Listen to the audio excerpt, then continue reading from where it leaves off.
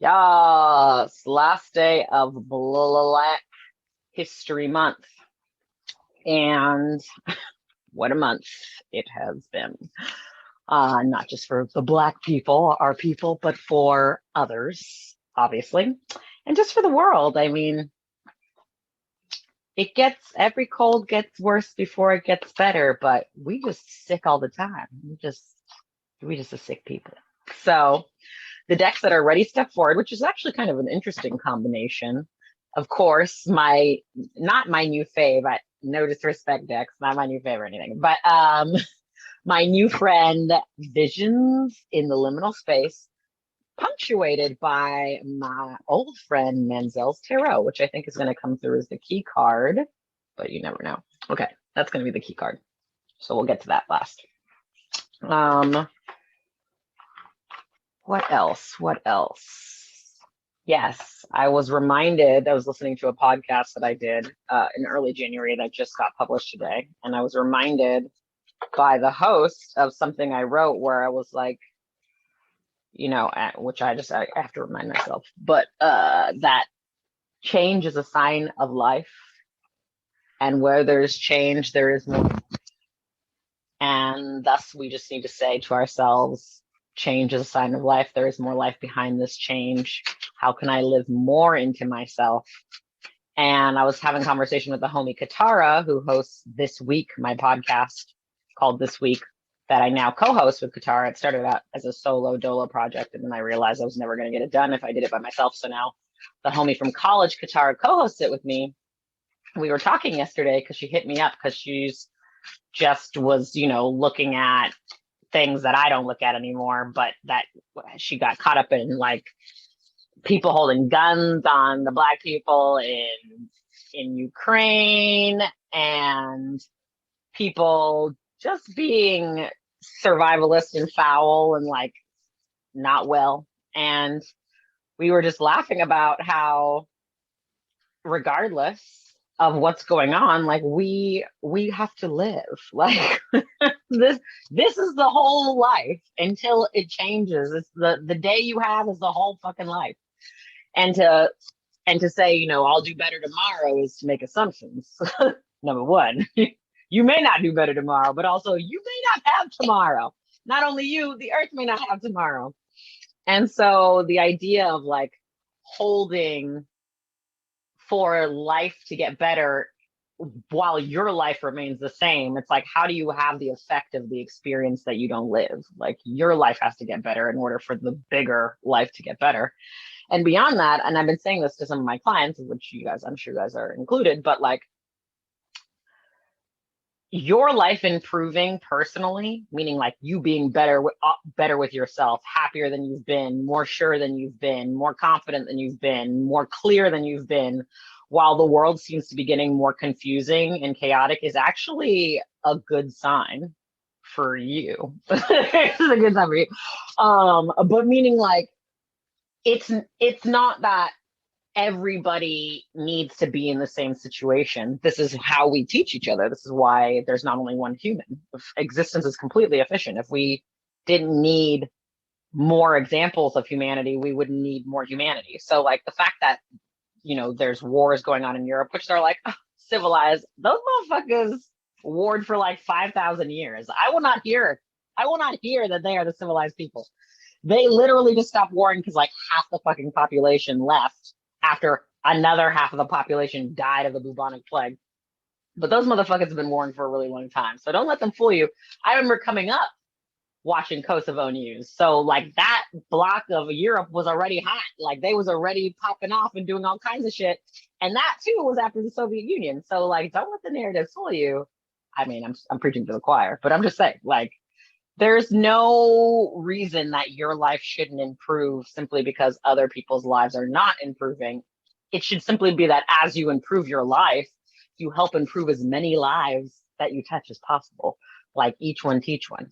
And I was just saying this because I looked at the etymology of trauma, which means to turn or to bend. And so it has created like a lot of derivatives of like twist, to be twisted. And I was like, African American vernacular English is like truly wise. You got me twisted. That's like you you fucking with my trauma right now, and we're gonna have problems. So I just find that there's just so much education in, I mean, maybe this is not a great thing to say. I don't really know. But like there's so much education in being the oppressed. It's like there's just so much education in being the oppressed. And it's so much more informative than being the oppressor. Because the oppressor doesn't want to be informed and the oppressed can't help but be informed. So I think that, if you're coming up from the bottom, you're winning. It's the people who are falling from the top who's having the problems right now. But the rest of us are changing the game up. By the way, I also not randomly, looked at the etymology of sin last week because I was like, what does everybody be talking shit about this word? The fuck does it mean? It means to be. Like, wow. Like that's how deep humanity's issue is. Like on the level of existence, which makes sense, right? Because they say that we're born with sin. Like you existed and therefore you were problematic. It's basically humanity's opinion. And yet they keep wanting to persist. It's just so confusing. Anyways, we don't get into the reading.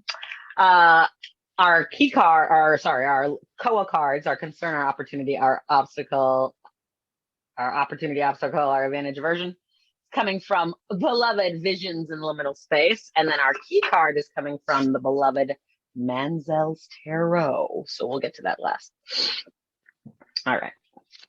And I think we'll have a little extra time. So each of you can get a card because 2 cards are already sitting out. I have a feeling those are for the sisters, but we'll see what else we've got going on. All right, I'm going to turn them over. Oh, back again. Okay. The deck does love you, Smell. It does love you. Okay. So our concern, what is objectively going on, going into, and we know that as of February 2022, a new war started. There was already mad wars, by the way. There's like already mad conflict, but a new war started. So now going into March, the cards just want us to know we're going into the storm and the fury. We're going into springtime from wintertime, but we're also going into a month that's about to get a little bit more messy, a little bit more convoluted. What I do like about this card is it's very much giving like the Wizard of Oz. So a part of this card to me when seeing the storm and the fury isn't just like imagining being swept up and, not being in Kansas anymore and, shit going from black and white to Technicolor. But because so much of patriarchy, particularly in the kind of classism that patriarchy has created, other than like misogyny and misogynoir and like all the other, like I'm convinced if there wasn't patriarchy, we wouldn't have white supremacy and all these other things. But like, I was saying to Katara, it's very much giving like, don't look at the man behind the curtain. And it's also much giving the emperor has no clothes. It's like all of supremacy is about forcing you to not acknowledge the reality. And I've been saying this too recently, like, don't ask, don't tell, don't say gay. It's like, you are admitting, they're here, but you're passing laws that admit, they're here, that demand us to also ignore and act like they're not here. So the entirety of supremacy ideation is basically saying, don't see what you see. It's very Jedi mind tricks. It's very much, that's not what's going on, even when that's what's going on. And this is how we get these new age fucking racists who are like, I'm not racist, but I fucking hate niggers, or like whatever they'll say about that. And it just gives this impression as if what is going on, and I guess it comes down to sin, right? What is going on is not okay. To be is not okay. To be is the original sin. The fact, which is really tragic, because it's like the one thing about existence that we can't change, like that you exist, it continues to happen. So the fact that that's the thing that humanity chose to feel was the most problematic thing is a true setup for failure. So when I say that the concern is the storm and the fury, one, I think don't look at the man behind the curtain, but obviously the man behind the curtain says that in the Wizard of Oz once we've already looked behind the curtain, so we already know what's going on, the shenanigans. Then we're dealing with the fact that we aren't in Kansas anymore, and that we are moving from the binary, the black and white, to the technicolor spectrum aspect of reality, which also just means, and I think this is kind of beautiful, that like we can't put the sin and Pandora back in the box. It's very much giving, we're never going back. And I think what we're witnessing is like the last vestiges of like this like temper tantrum going on with men mostly, but of course also white people, and of course also rich people, and of course also ableist people and skinny people and all the motherfucking things. Heterosexual people, cishet people. We're just seeing this big ass tantrum of people just not accepting what is. And it creates psychoses, and it creates storm and fury, and it creates confusion, because the confusion about like don't ask, don't tell is the military is saying with this clause that they know queer people are in the military. But what they're telling you is to don't act like don't act like you know that they know that you know that there's queer people in the military. So like, how would that not create confusion? Because you're not supposed to know the reality. And if you're not supposed to know the reality, but you live in the reality, how are you not going to be confused? So with Storm and the Fury, I just think that we're really dealing with, this is takeoff. It's a good sign, especially because the next card is forgiving. The Advantage Aversion card is not very forgiving, and we haven't had it before, but it's great. So we're going to get to that in a minute. But the Storm and the Fury, we just know that like we're in for more. And of course, going into spring, going into summer, going into more active. I mean, just this week, like several states, including my own ridiculous state, dropped mask mandates. So we're about to go into just much more transgression, right? Because like, I was just at a bar the other day. I don't even think LA has dropped the mandate for masks yet, but like none of the bartenders had masks on. And I had this moment where I was like, even if we never had to wear masks again, I kind of always want my bartenders to wear masks. Like, why would I want you breathing all up in my drink?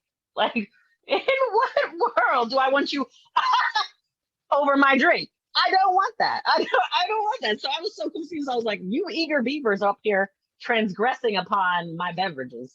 And also just like upon space, because people already don't understand boundaries. So they just take liberties with space. All the time we're taking liberties with space. And we're just in a time right now where space is taking liberties with us. Space is acting back. Space is bucking back. And it makes sense because it's the majority of the reality, right? We talk about 4-dimensional reality is 3 dimensions of space, 1 dimension of time. There's been so much fixation on time that's the kind of blowback that we've been paying attention to the most. Meanwhile, the environment, the earth, the population, people, the way buildings, like urban design, the way things are constructed, the way cities are constructed, all these things have been changing irreparably. And now people want to catch up on space, right? Because everybody, I love the West. The West, they talk a good game, right? Biden's like, come in, Ukrainians. That ain't gonna last. They're gonna get about 60,000 visas, and they're gonna be like, y'all need to fight your own wars. Y'all need to go home. And even Poland and all these people, the Eastern Bloc of Europe was not getting along. The Eastern Bloc of Europe wasn't getting along any more than the Middle East is getting along. But they're just closer to Western Europe, which means that they're more, to be honest, regulated on. When I was living in the Netherlands, most of the people doing illegal work were, meaning like they didn't have paperwork, not that the work itself was illegal, but they didn't have paperwork, so any work they did was illegal. Is Eastern European people, because they have the quickest access. They're in the EU. Some of them are in the EU, but they're not in the EU zone, right? So they're not making euros. They're making whatever money their people are making. And then there would be African people, because your visa, if you're a student, doesn't necessarily allow you to work depending on the country that you're on in Europe. And then frankly, Americans, the fuck in Europe, it was just a bunch of people breaking the law, but they look like they could be European. And then you get a little bit further into the conversation and you're like, oh, you're definitely working here illegally. I know how this was working. But you pass. So we're getting into a time where passing is over, you know, passing and I just die about passing too, because there are certain people, like the person who wrote that story, or who like produced that book into a story. I forgot her name. She was just on Finding Your Roots.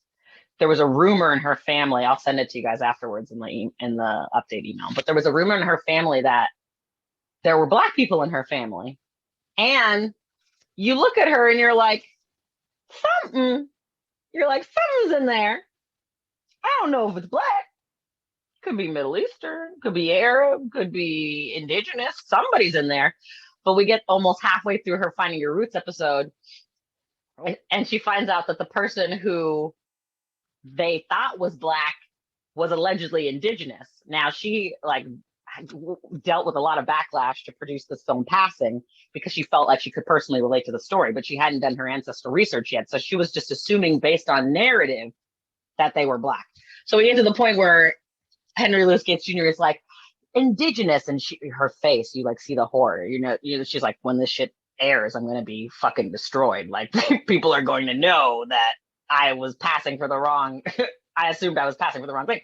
But then you get a little bit further and you found out that her Black ancestor was lying about being indigenous and was passing for indigenous because in their area, indigenous people were better treated than Black people. And so there's like all this story. What I find funny about this, there's like people like that.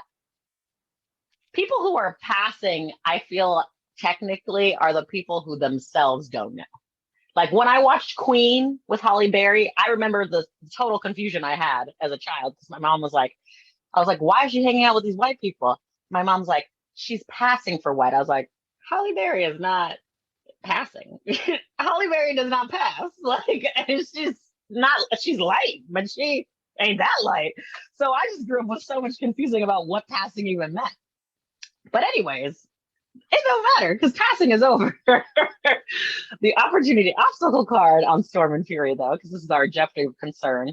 And the eye of the storm is in there. Okay. So what I'm saying, when your life is going better, when the world seems like it's going to shit, let this be the world, and let you be not the house, but inside here in the eye of the storm, just biding your time, Wu Sa Zen, being like, I was made for this.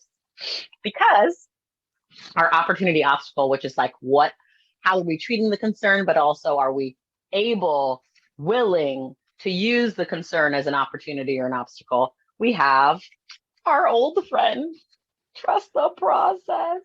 Look at that, so cute. Their little castle. Wait, what does it say? Yes, the rule book they're reading, it says the process. Cameron, get your life. They're building their little castle, their little place of sovereignty. They're remembering how to be sovereign, and they're reading the process. It's like when you're like when you read your old like journals or notebooks, or you find like a note from when you were a child and you were like, we did not have it figured out, girl. Like, you had tried, but this was not what was.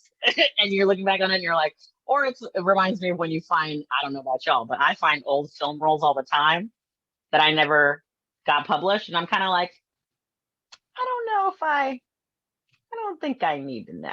Like, we just gonna let it be what it was. And I don't need to see those pictures, because there's some people I just don't want to see anymore. And fortunately, I don't. So I don't need to relive that. But with the trust the process on Storm and the Fury, like a cold, your symptoms, you got to show signs of expulsion of toxicity before you actually heal from toxicity. Obviously, there's this sense that things have to get worse before they get better. I don't actually think that's true. I don't think that's like universally, existentially, fundamentally true.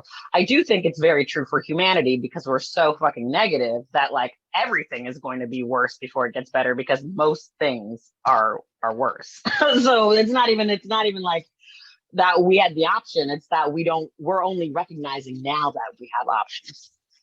And this is why I think war today is so obscene, because you're like, y'all too have the internet. And y'all know that oppressing people doesn't work. If oppressing people worked, you wouldn't have the greatness that Blackness is. If oppressing people worked, bitches would be dead already, okay? Like if oppression worked, women would have collectively just been like, you know what? Fuck all of you. Because there has to be something to live for. You can't live for nothing.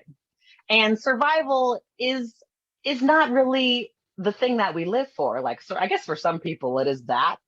And like that just shows you how resilient life is, because like how lowly that idea is, that we need to survive. It's kind of like when people, I recently said this on the Moonbeaming podcast with Sarah Faith Gottestinger, but like when people say ride or die, I think that that's a form of like toxic relationship, because to be clear, death is inevitable. You don't need to do the die part. Death will come for you. All you need to do is learn how to ride.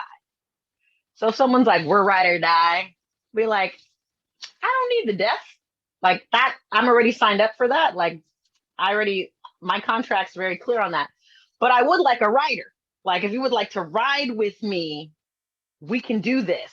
But the death part, like I already have that.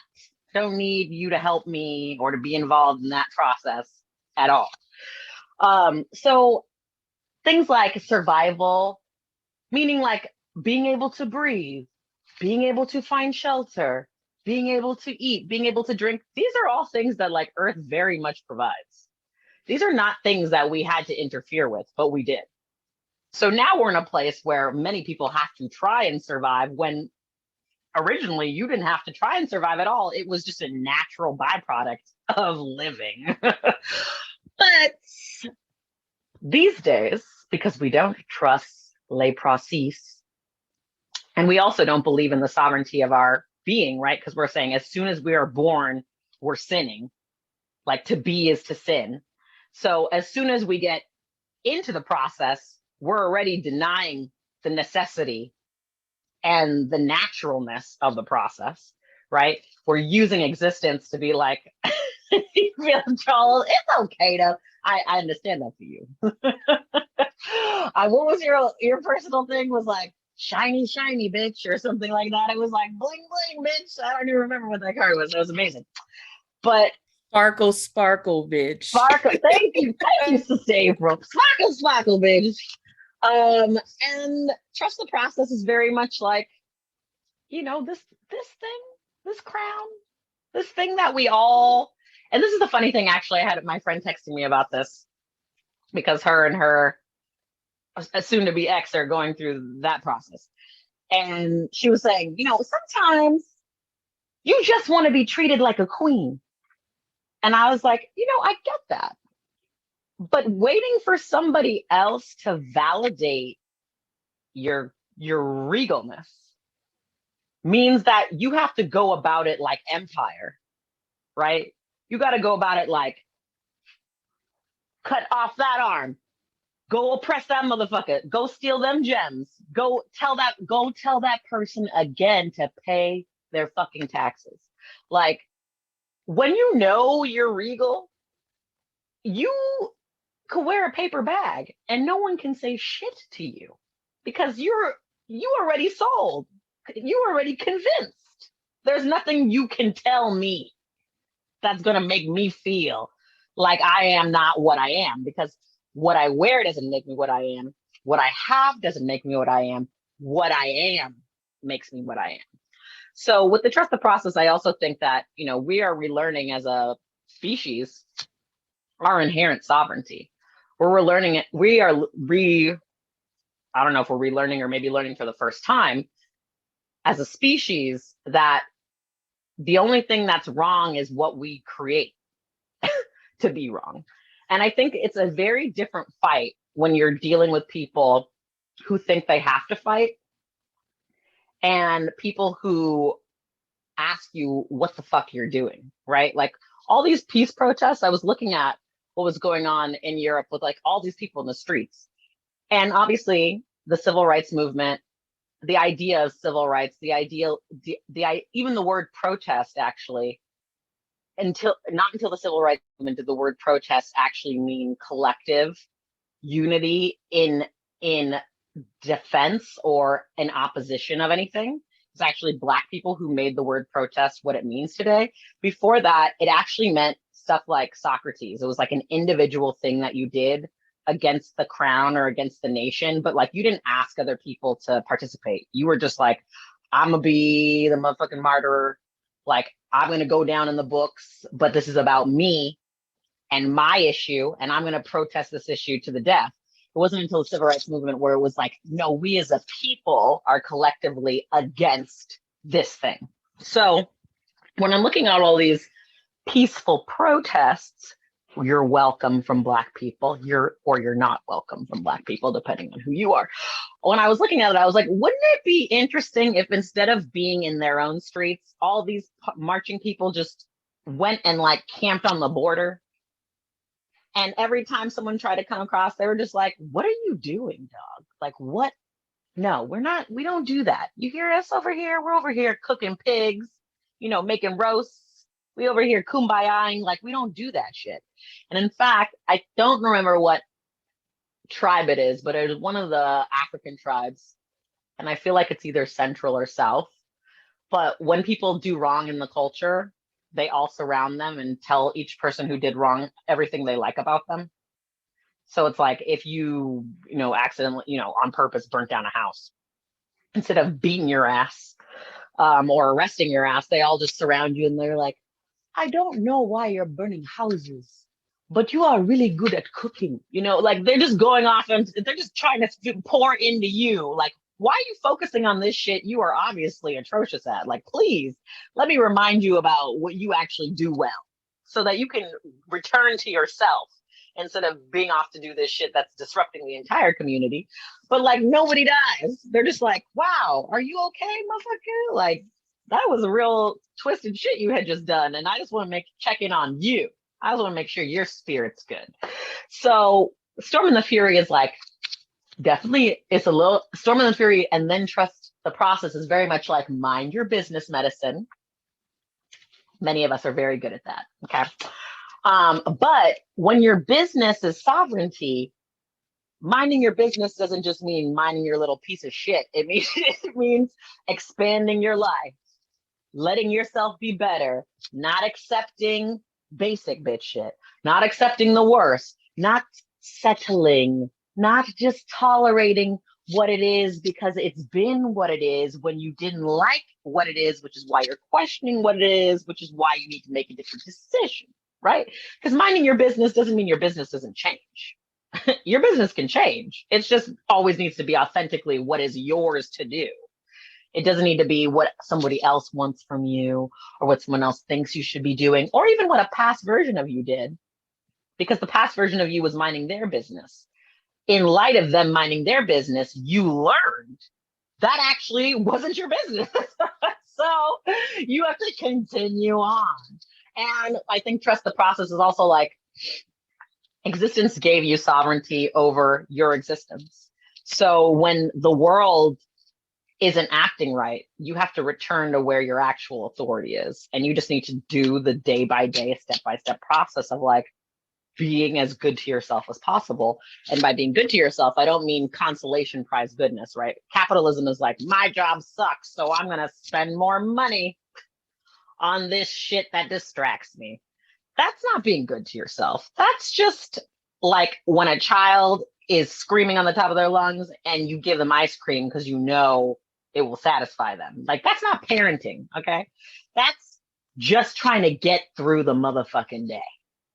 And that's called survival, y'all. That is called survival. That is not a way to live. And speaking of, Tamil is reading the Tao Te Ching for parents in a modern age. And that book is definitely schooling people with the knowledge. Like,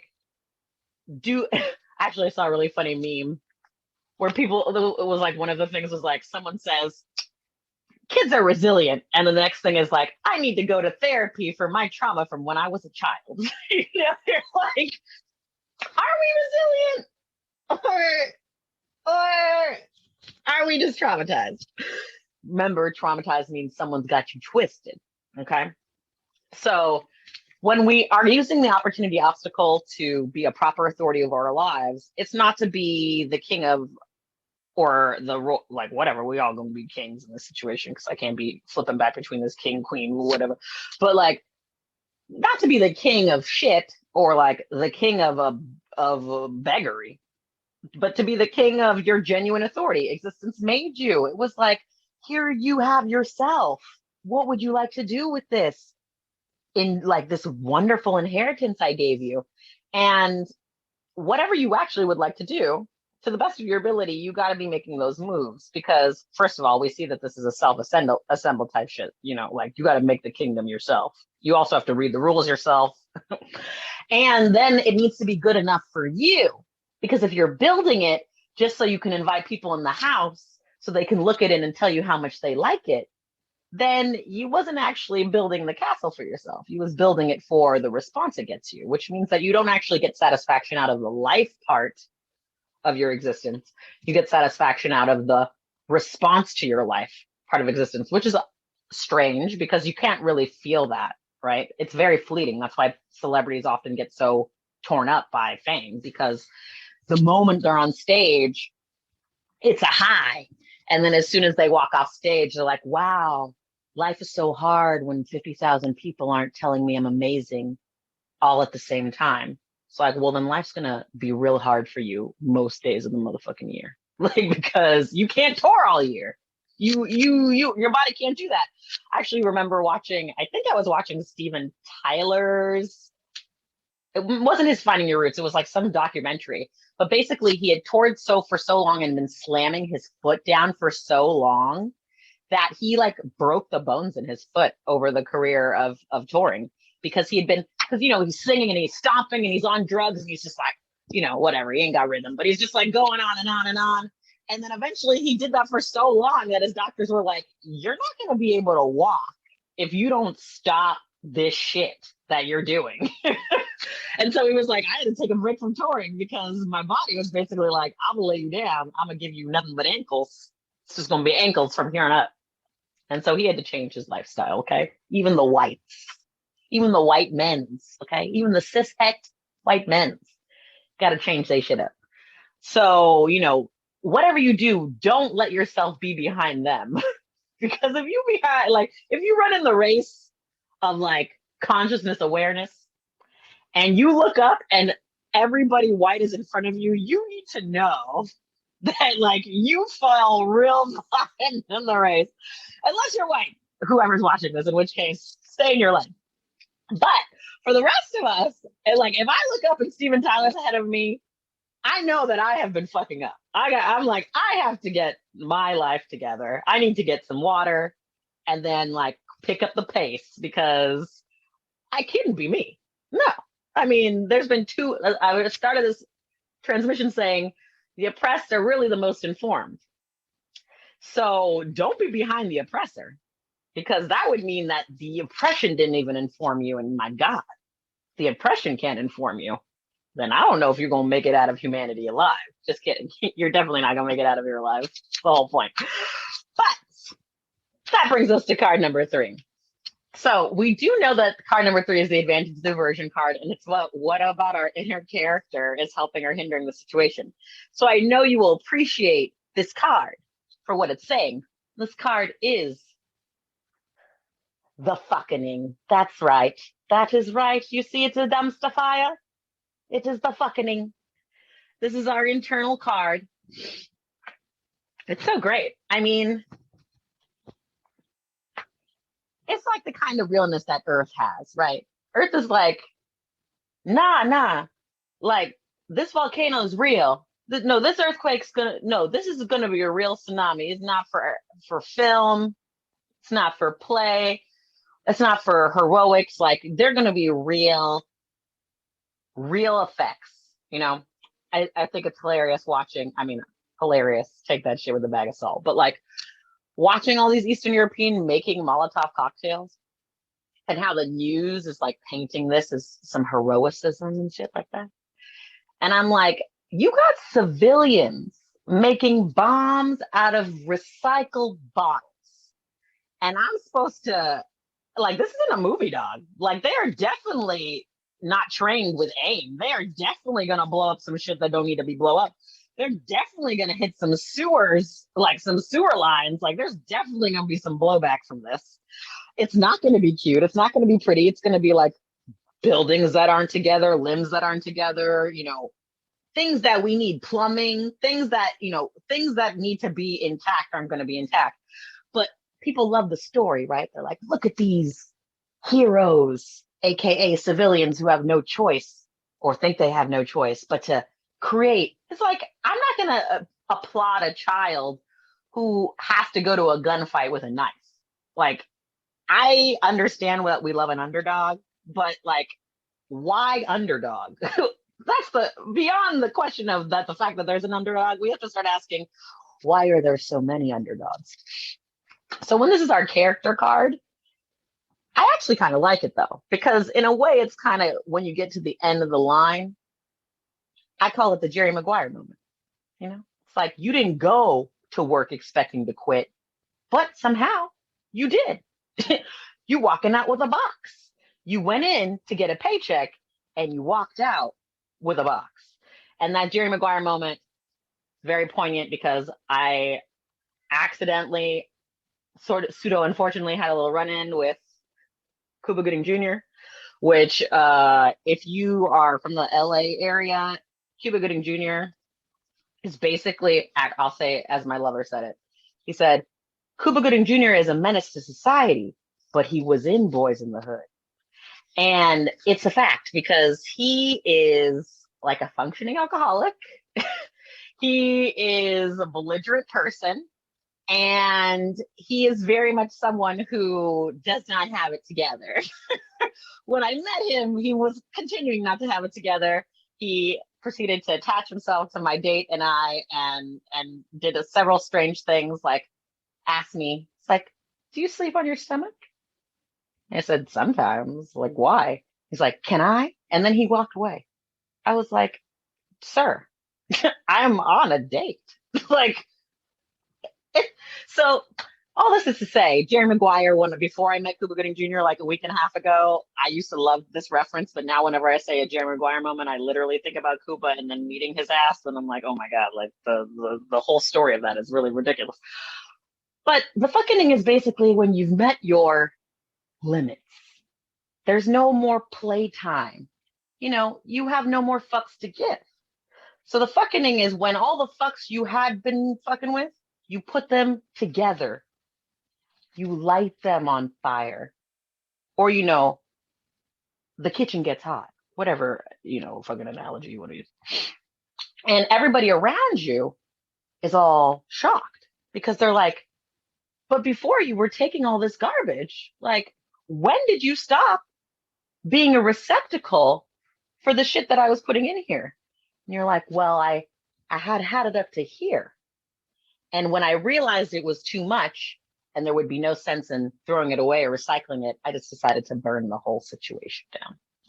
So I don't think that we needed to get to here, but I do think since it comes after trust the process, it's like, if you do get here, you basically were probably there for a really long time and just in denial. And so I think its existence is a way of just being like, let's just start from scratch. Let's start from the scratch of reality called what you really actually want to show up for. And I do think that since this is taking us into April, which is Aries season, that we're ending with some fire for Aries season, that because you're in Pisces, you're feeling a little bit more compassionate. You're like, I'll sleep on it. Like I'll have a nice beverage and I'll deal with that tomorrow. But like by the time you get to Aries season and spring, that I wouldn't call it patience because I don't know that I'm a patient person. I'm just really good at distraction because my birthday is Saturday, so I am a Pisces child. But being good at distraction actually just helps you build up what could have very easily at first been a word or a sentence. And that after distraction becomes a paragraph, becomes a page, becomes an essay, becomes a dissertation. And by the time you get to this level of distraction, a song, yes. And by the time you get to this level, there's nowhere else for the thing to go. Yes, Elias. There is nowhere else for the thing to go but like belly up. Like, I don't really know how to say it any other kind of way. This card is so clear about what it is. But I also think that there's something to be said about ashes making such good fertilizer, right? There's something to be said about humanity's resilience. There's something to be said about salvaging what we can of our humanity and then going forward with that without expectation of distraction, without expectation of needing to be patient, and also without expectation of better or worse. Because I think when you do have that Jerry Maguire moment and you're going in and you just had it to your limit and you quit suddenly, it's like you didn't even know the words were going to come out of your mouth until they came out of your mouth. At that point, life is brand new. Actually, I'll say it this way too. Like, I recently had a client who is just a young client who's just out of remission of cancer, very much almost died. And they're kind of just at a loss. They're like, well, I can't be who I was because that motherfucker almost killed me. And they're like, and I'm not really sure in a world like this, especially who I am expected to be, because people didn't expect me to be here. So they're like, who am I supposed to be? That's the kind of level the fucking gets you to, where you're literally like, I have no ideas. I only have the life. Like, I have today. I have the skin and the bones. I have the now. I can't answer about tomorrow. I can tell you what I could do next. I can't tell you what I'm thinking about doing in the future.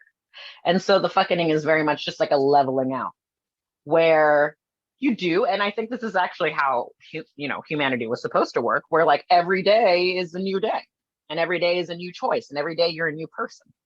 And everybody who comes in contact with you is aware of that so that you can maintain that awareness instead of building a narrative or building a story or building a memory that becomes a life nostalgia, right?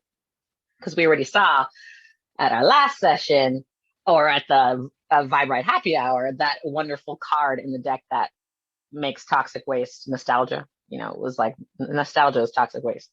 So toxic waste. That was Camille's card. So with the fucking being in the character department, I think that, it will be very clear where you are playing yourself. And then knowing that about yourself, when you look at yourself in the mirror, like there's so many movie scenes where someone's looking themselves in the mirror and they're like, you're a fucking fraud. You are a fraud. What am I going to do with you? Like, and now I got to go out there and act like you, but you was a fraud. So like, how am I supposed to act now when you're talking to yourself, by the way, you don't even have my back. How am I supposed to act now? How am I supposed to go out into the world and do when you can't even do for me? Meanwhile, the mirror is like, I'm just showing you I'm not here. Like, you talking to yourself, basically. I'm just here to help you see that you are talking to yourself. But obviously the person that you're talking to when you've had it up to here is you. You're like, why are you still putting up with me? And eventually you ask that's the question so many times that when people have other questions to ask you, questions that in the past might have felt really real or realistic or important, you're irritated that they would even ask you that when it's so clear that your shit is even together. So it becomes this situation where it's only fuel. Like, there's nothing but fuel. And eventually fuel has to ignite. That's just what it does. So everybody on Patreon, that is your key card reading. Good luck in March. I'll see you in April. I know what that is going to do for you. But now we get to move on to our beloved key card, which maybe, we could tie it all together. We don't know. We don't know what the energy is because we do have trust the process. Very important opportunity obstacle card, because if you didn't trust the process, it would suggest that something was wrong. And I think that what existence is trying to get us to the understanding of is that nothing is actually wrong except what we have created that does not sustain itself. I'm like, oh, there it is.